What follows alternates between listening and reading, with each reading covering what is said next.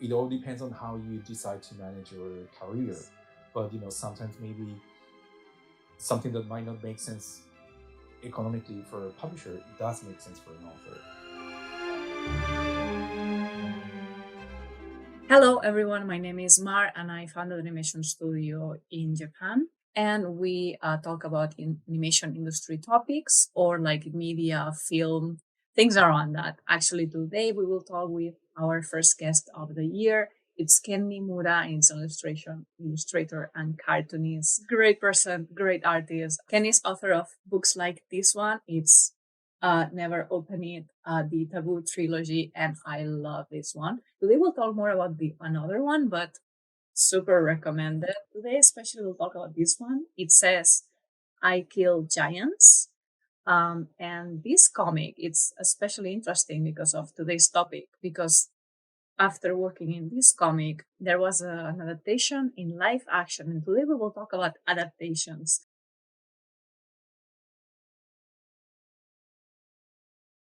Sure. Well, first of all, thank you for having me. I'm very happy to talk to you. And yeah, my name is Ken Niimura. I'm a graphic novel author and illustrator. And I've been working professionally for 15 years, more or less, I think. And so those 15 years are, begin with the publication of Idle Giants. So I had been publishing before that. While I was like studying at university or even before that, but that was my first like real professional job, or the one I consider as proper professional work. And so that one was published firstly in the States, and as you mentioned, written by Joe Kelly, South American writer, and it was published through Image Comics in, when was that, 2008, I think, 8 or 9, 8. I come from a self-publication background, so I'm kind of used to, or I used to with my friends, publish, zines, or like, yeah, self-published. We were used to doing everything from, the script of the stories to like finishing them, and editing, design, printing, even selling. We used to do it ourselves. And so being able to publish with Image Comics was great because they are like a very creator friendly publisher. They allow you to, you have a lot of freedom. You're able to, you can ask for help in any way you want, if you need help with design or anything. But if you want to do it yourself, you can also do that on your own.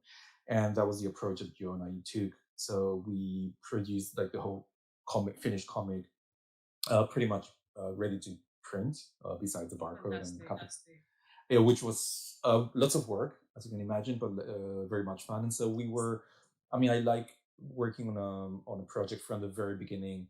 So the seed, or the basic idea that we want to convey, to be very. I'm not gonna. Lately, I don't sell myself, of course, but I do like doing up to the design and making sure that the object itself is nice to.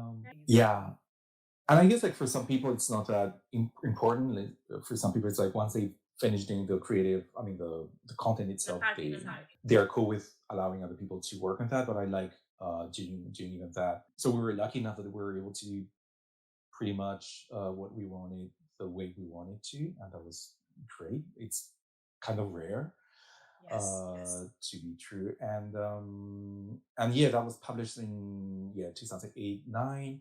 And then we were lucky enough that there were, foreign editions coming out. We were nominated to a Eisner Award. We won the, what was it, the International Manga Award in 2012. And so it's been a book that we've been very lucky in the sense that we put it out. We did something that meant a lot to us, and we put it out, and then we've been lucky enough to find other people that were connecting with that material, both in the States and abroad. And I think, like, maybe connecting to what the main subject today, that also meant that we found along the way, other movie producers, actors, Yes. the Yes. filmmaker, the director himself, who read the comic and were eager to work on it and bet Yes. Yes. on it.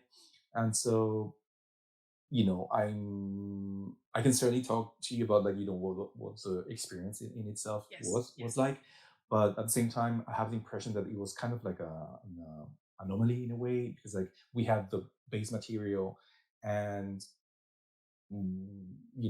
that kind of served as a link for everything else to Yes. happen. Yes. And it might not be the case in other for other people, where maybe they're trying to pitch. Yeah. Yeah, the project began with I think the first person that I mean so uh, disclaimer, Yeah. or first thing to know is, like, I didn't do much as far as like working on the producing part of the movie. Mhm. Like, we had discussed, Joe and I, about how we would, I don't know, work moving forward. But I was like, I'm living abroad. I have no experience doing movies. And if it's going to be live action, if it were animation, maybe I could have a say on the Mhm. graphic style or something else. But it's live action, so I will be, if anything, a burden rather than just be helping there. So I just told him, like, listen, I trust you. I probably slept much better than people that were involved in making decisions. Yes. I think for me, the breaking point was at one point. I mean, I was like already further down the process, but we were talking about casting, Yes. and Joe, who's great. He kept, and he was more involved, and he just kept me informed of everything. Like, we sent the Yes. script to That's this good. person, to the other person. Yeah, I don't know if I could say name, but pretty big name for certain roles. And I was very, I mean, every time I was like, oh shit, like whoever might be in the movie, and I was like too excited. And Yeah. couple of Yeah. Yeah. cases, Yeah. I Of just wasn't course. able to, I couldn't sleep. And so, That's but then only maybe to the to know the day after that they have maybe turned down the project yeah. for Yeah. Yeah. Yeah. reasons. So I told Joe, like, listen, this is being lots of fun, but this is being too intense for me. So just inform me whenever there's something specific that has actually happened. I mean, that's going to be Yeah. a reality, because if Great. not, like, I'm just gonna be like daydreaming about like Yeah. other people that work in movies are used to that not being a problem. Like, it's like, Yes. yeah, we've talked to these many people, we'll see. It has to do about like being able to, I mean, how much uncertainty you're able to cope with. And so Yeah. probably Yeah. people in movies are able to cope with much more than cartoonists. Well, or maybe myself, I'm not gonna generalize, but like doing comics, it's a much more like simple process. Like, you may have one person maybe doing everything, maybe four people max, but that's it. So you kind of can predict more or less, what the outcome is going to be. And so I think, like, the art of making a movie in part is like being able to navigate all of that, like things that unexpected things happen, and you're able to make the most out of it, and that's how you make a movie. I mean, first, certainly for comic too, but like, I guess, like, there is a degree of like how much of Yeah. an Yeah. uncertainty, and it was like too much for me. Backtracking, like, Joe Kelly, he's done scripts for animation for Mhm. shows such as like Ben 10, Sonic recently, the one that's appeared on Netflix. And so he's in the States. He had been, he's already partly in that. He's been in the industry. It Yeah. was it his first screenplay. For a movie, yeah, it was. Yeah. Yeah, and so for this specific project, which is a very personal project for him, because it's based on his personal memories. That's kind of the beauty of the project. It's a very personal project for Yes. him. Yes. So one of the requests he had whenever he was like showing around the comic and being like, could this be a potential uh, movie, was that he would want to write the script. Like, he wanted to make sure that his vision was more or less, being respected, and he wanted probably the experience of working as a writer too. I think the first person that we met, who responded to the project, was Chris Columbus. He's a filmmaker and producer. He's worked on, well, the biggest one is probably Harry Potter. Yes. Yeah, Of he course. produced The big one. produced a series, and then I think he directed the first two movies, I think. Yes. So he was very eager to work on it, and then I remember maybe at one point it was like maybe he would want to try to direct, or then he became more of a producer. And one thing that Joe told me all all along the way, I mean, from the very beginning, was like every time he was like, we've let's say we've found somebody who's interested in the project, but he was like, but don't get too excited. Like it might not happen Yeah. every time. For every step that we move forward, he was very clear about like, yeah, we found the financing, but it doesn't mean that then the project actually gonna be made. Yeah, and that's again, that's something that some people are. I mean, if you're working in the industry, you're used to that. Like, projects being canceled, or things happen. And again, I'm used to just being able to be like, I draw a doodle, I put it on whatever Twitter, and that's it. Like that's already finished, right? So Yeah. I really admire everyone who's able to work in that capacity, and are able to cope with that. So yeah, I think like we were probably looking for financing for some time. Oh, and then we found the director. I don't remember exactly how we got to Anders. I don't know if I forgot. Sorry. He anyway, the director. He used to do, or he's a cartoonist himself. So Oh, that was, yeah. that's cool. He's Dutch. No, he's Danish. What I'm saying, he's Danish, and he used to Okay. publish cartoons in Denmark. That too, like that already gave us, he's somebody who's used to like the language of comics, and respects it, and he had done already like two short movies, one of which had won an Oscar. So he had already proved to be, a very good filmmaker too. But yeah, he was a huge ally in this project, and however, I think if I'm remembering correctly, I think the one moment where everything kind of became easier for, because this is a process that took probably years, I think. So Zoe Saldana decided to join the movie, and that was the one moment when it helped bring financing and interest. We were really lucky to have her too, because like she was that was like, what was it, like easily 5 years ago, and so, or even more. And so she was like in between shooting, I guess, like Guardians of the Galaxy 3. She was in between Avatars. So compared to that, like this is a very modest and small movie, and she could have said at one point, like, "Well, sorry, this is conflicting with my schedule," Yeah, yeah, yeah. and she didn't. Like she was, I think she turned, or I mean, she pushed back a couple like other projects, and she committed till the end, and it was like a very key moment for the project. Because you need, That's I great. mean, it's easier if Great. you have somebody Yes. who's, so that was great. And yeah, from that point on, everything was kind of easier-ish. Like I said, like I wasn't too involved in the Yeah, day-to-day yeah, yeah, yeah. decisions. The movie was finally shot between, I think it was like Belgium and Ireland. Although it's shown, I mean, we're pretending to be the States, and that was, I mean, many movies nowadays are being Yeah, shot, it in many different happens really. countries. So interior scenes were shot in Belgium, I think, and the woods were shot. I mean, a couple of scenes happening in the woods were shot over there, and the rest was Ireland. And yeah, the funny thing is, like at one point, like everything started to move forward pretty fast, and so one day they were like, actually, we're filming in a couple of months, would you like to come? Yeah, and the funny thing is, like, my sister was living in Dublin back then, and so I had already bought some tickets to go and see her, and that exactly coincided with the shooting. So Hmm. I was like, I actually have already a ticket to go there. So I was able to go and see how they were making the movie and everything, and that was like super interesting.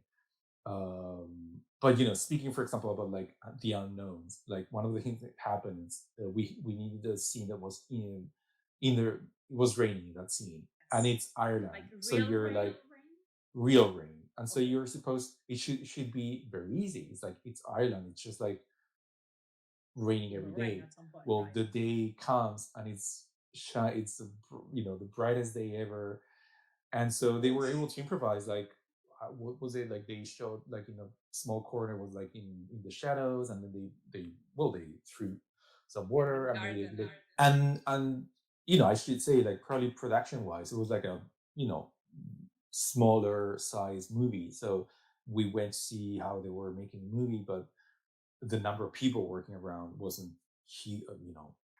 I mean, we were, if you discount like the actors, Yeah. then that would probably be a crew of like 30 people, I guess. And then plus actors. Um, and that's kind of like a manageable one. So we went there, and so it was fun because it was very chill. Like, the director would talk to the actor, they would shoot once, twice, they would take a pause. We would maybe go and chat with them for a second. At one point, they were like, "Would you like to be?" I mean, to me, the directors, Anders told Joe and I, like, "Would you like to be in a scene?"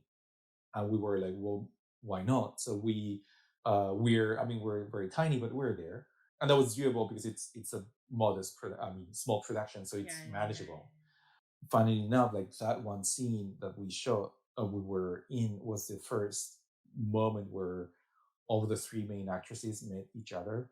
So it was interesting just to like, I don't know who arrived the latest, but like one of them arrived and they were like, "Hey, hi, hi," chatted, and then they were like, "Okay, action," and they were already working, and it was like, and because it's something that you do interacting with other people and it happens in the moment, like there is a beauty to that. And that's something that I really admire, or I'm envious in a way about, like maybe music or theater, where you have that energy happening. And then comics, I love for sure. It's my language, but you sometimes, I mean, you do have that thing when you're working on the project and suddenly things happen, but you don't have that, direct interaction with other people or with your audience, for example. Yeah, like, I mean, overall, like, if anything, like there are many ways in which you can be involved in a production. So you can be much more active and involved in decision making or giving advice as let's say, what was it what would the role be, executive producer, I think that's kind of the role. Or I mean, there are many ways, like other people are much more uh I mean, do you have a say, much more of a say, in what's being done? Other people just don't even touch it. But as always, like it's just it's, if anything, it's a conversation that you can have. I mean, that's something that I usually tell people, even for even the tiniest like contract. Like a contract is not something that's set in stone. It's if anything the fruit of a conversation, and in that conversation, anything can you can suggest anything. So oftentimes when it comes to cartoon, comics or illustration, like people might think like, oh, the publisher has sent me this contract, therefore, it's something that I cannot like change in any way. And that's not true. Like you can always like go and suggest in good faith, like, what if can we change this? Or I actually feel like we should phrase this thing differently. And so for a movie, it's kind of the same. Like, it's just a number of people gathering together, deciding that they want to do something together. And so for the most part, they're going to be asking the creator, like, in what capacity would you like to be involved? And I'm thinking about uh, the opposite example. This is kind of like a dark example, but anyway, there is a Japanese creator, mangaka, who passed away recently. I think she committed. Yeah, what was the name? Tanaka. I forgot. So in her case, for example, the publisher had agreed for her to supervise all the scripts of the TV adaptation. And I think, I don't know why they say that she was gonna be direct herself writing the final two scripts of the show. And then apparently many things happened. I mean, things didn't go along as well as they should, and y- I'm gonna assume that the author was under a huge stress, like trying to publish her own manga, while at the same time, doing everything that she was being writing and everything. And it's really sad to hear that something that should have been a source of joy, if anything, for everyone involved, ended up in such a way. But part of it has to do with like everyone involved not having had a proper conversation about like what was expected of everyone. Yeah. And certainly like if you're gonna be working in any way like in a movie adaptation, like your life goes first. So that conversation about like what how much you have to do, it has to be like a very honest conversation that you have to have with your teammates, and it has to be done in a way where, I mean, needless to say, your everyone's lives goes first. Hopefully if that goes like as it should, then you can be involved in that adaptation in a way that's comfortable for you, and that feels um, where you feel good about it, basically, which was partly my case. But just to say, like, there are so many ways that it could go. Yes. And yeah, and the other thing, sorry, like just going back to circling back to that idea of like, the, how do you want to be involved in the project, or, making that in a safe way. But, there is also something that, I always like to remind other creators. And it's like, it's that oftentimes we have a harder time standing up for ourselves, or at least like being able to be outspoken about what you need, because like of creators are usually, I mean, on their own, and we might be talking to like a company or a publisher, or a group of people that we think, I mean, that maybe have more power than we do. But that is not to say that you need to be able to reach out for help if you need help to deal with that. I think that's very something that's very reasonable. If you don't know how to deal something yourself, please go ask for help, ask other Yes. people. Yes. But more than anything, make sure that you're whatever you feel like it's comfortable for you, Yes. make sure to say it. I mean, I know I've been there. And I'm always there where something is very difficult to push back, or it might not be fun, but and for example, like, you don't need to do that negotiation all the time yourself. If you're not comfortable, you can always ask an agent or manager or somebody to help you with that. But I think it's always good to like be able to look at a contract and be able to know what's written. Yes. Yeah, one thing I sometimes do, for example, when I have trouble with a contract, or I don't understand something, like I work sometimes with lawyers, so I would just send them an email, and be like, "Listen, I don't understand this clause. What does it mean?" Yes. Uh, and it costs a little bit of money for sure, but I think it's money worth spending. And you're learning something about you learn something more. And for example, for IT Giants, like the comic itself, for pretty much until last year, Joe and I, mainly I, but both of us, we were managing the foreign rights. So whenever a publisher would want to publish the comic in any country, they would have to talk to us directly. That was it. And at the beginning, it's a little bit more, well, it's not fun because it's a contract, but once you get used to it, and it's very simple. And now we work with agents, but it's much better in the sense that they send us information and we can go through it and be like, does it make sense? Does it not make sense? And we work with them. Yeah. We give them our opinion on what we get sent. Um, so I don't know, these things, they aren't fun, but I think they're necessary. And then the other thing, sorry, we're not talking about the movie at all, but I'm going on my own. One thing that I've realized in over time is that, I don't know, like, for example, we were managing the rights ourselves, and so maybe for if we had done that through a bigger publisher, maybe it could have gone great and no problem. But there, you also hear about like instances where maybe somebody makes an offer, bids for a specific title to a publisher, and maybe if the publisher sees that it's a small offer, they are not even going to consider that offer. They're not even going to reply. However, for the creator, maybe having, even if it's a small offer, it's better than not having any. It all depends on how you decide to manage your career.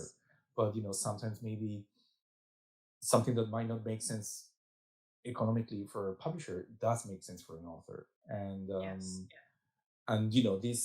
these like small things add up, and then maybe you're having small contracts here and there, and that leads to well, some extra income. So I think it's always good, like, not to rely on, not because they're going to be bad at you, but like it's good to have a certain, like, independence from, like, you don't need to rely on the publisher to do everything for you, but you can Yes. also ask them, like, Yes. could Yes. you help me with this part? But like, once you know exactly, what the stakes are, or that everyone's on the same page, for comics or illustration, Yes. animation, or Yes. anything.